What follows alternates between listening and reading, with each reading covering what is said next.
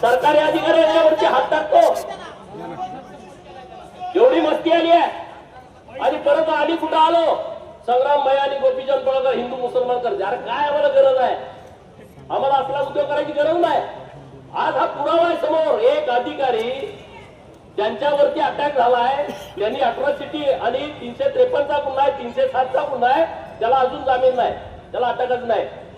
आणि म्हणून आमच्या मोर्चाची पहिली मागणी आहे, या अजहर शेखला अटक केली पाहिजे. या अजहर शेखला अटक केली पाहिजे.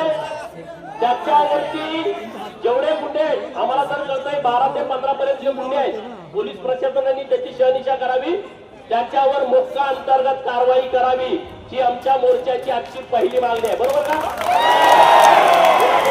मोक्का अंतर्गत कारवाई व्हावी.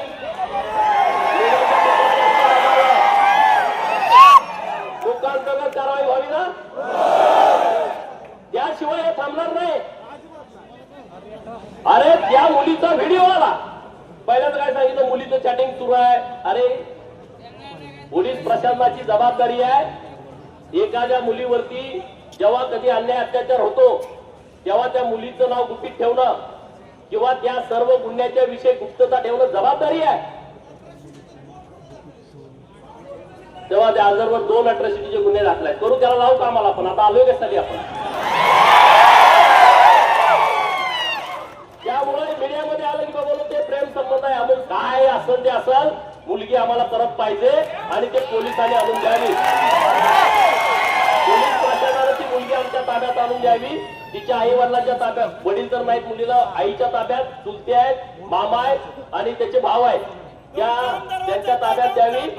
नाहीतर परत मग 18 वर्ष वय पूर्ण आहे, मुलीला संपूर्ण अधिकार आहे, तो निर्णय घेऊ शकते. हे होता कामा नये.